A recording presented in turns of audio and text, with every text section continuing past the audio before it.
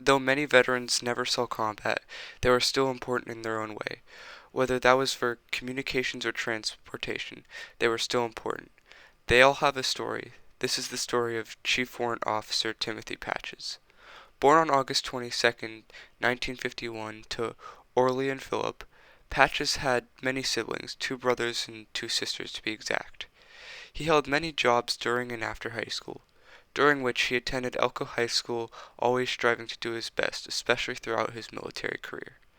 Patches didn't have much of a choice whether or not he entered the military service, since he was unlucky and got a bad draft number, or as Patches says, I was there a little over a year until my draft notice came due, which my first year, my lottery number was 319, so I was not drafted that year.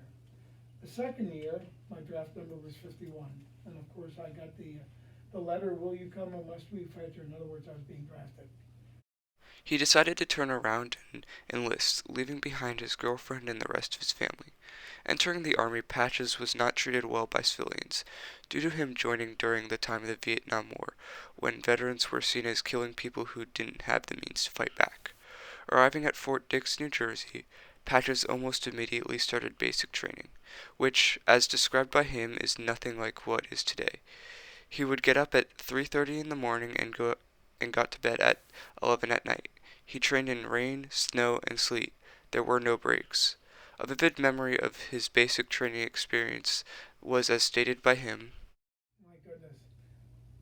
Best part was being honor graduate out of the Inspector General's course at Fort Belvoir, Virginia, which I was a CW2 at the time, and I beat out some colonels and lieutenant colonels as far as their scores on the records. One instructor that stood out to Patches was Sergeant Nevilles, who Patches described as, The only drill sergeant I actually remember out of all the training I attended was Sergeant Nevilles, and he was our drill instructor. He was our drill sergeant for basic training. He was a tall, thin Spanish man. He smoked and could run all day long. And that's the most significant thing I remember of him. That guy could run. He could run 7, 8 miles, and we had to be right there with him. Patches received a lot of special training. He was trained in perimeter defense, where he set up three M16 machine guns to form a crossfire. Patches was also trained with many vehicles. Patch's most vivid memory of training with vehicles was his 2.5-ton driver's test, where he would drive up a mountain 6,000 feet in elevation and back down, and if he made it, then he got his license. Patches was assigned to the 6th 58A Hawk Missile Battalion in Key West, Florida, where he worked as a company clerk. Even as a company clerk, you were expected to be a soldier, meaning you had to set up perimeter defense, but when Patches wasn't doing that, he was aggressor and set up booby traps and would be crawling around in the coral and doing field training. Most of the challenges Patches faced were learning to do his job since he was more on the administrative side of the job. Patches enjoyed serving in many places, but Patches states that his favorite place to serve was. I'd have to say Fort Carson.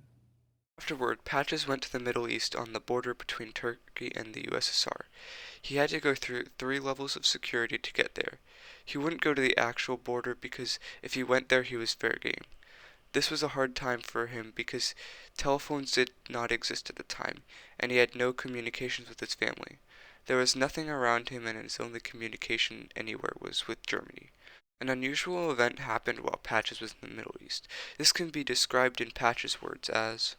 When I was stationed in Turkey, the cemetery net is, like I said, was our communication between us and user, which is Germany. And we got a message from user, prepare to destruct. This is not a test. Now you got to remember when you're in a special weapons unit, you practice to destroy your unit if you would be overrun by the enemy. And at that point in time, there was disruption with the Kurdish and a newly appointed dictator of Iraq, which we know him to be Saddam Hussein, and there was a Kurdish uprising, and they were threatening to come into Turkey, and so we got a message: prepare to destruct. Patches was then sent to Aberdeen Proving Grounds, Maryland. Here he was a company clerk and platoon sergeant. He was in charge of making sure the troops made it where they were supposed to be. This was an easy time for Patches because he wasn't the one doing the activities. At the end of Patch's service, he was stationed as PA State Area Command.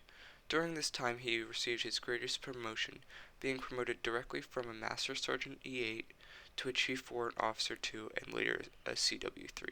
Throughout this time, Patches worked on the implementation of SIDPERS, Standard Installation Division Personnel System, which allowed the communications computers of each branch of the military to talk to the Army's computer.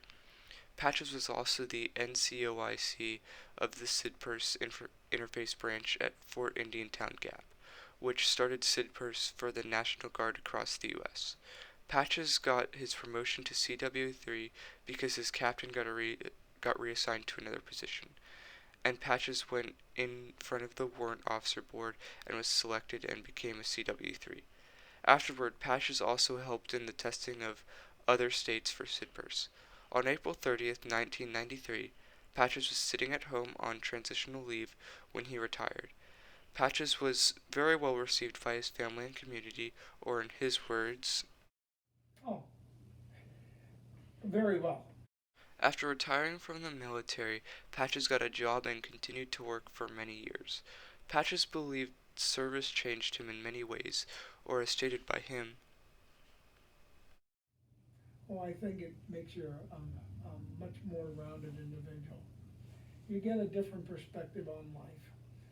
You come back from being in a place like Turkey, and my youngest daughter did 12 years in the military, and she was over in Iraq for a year.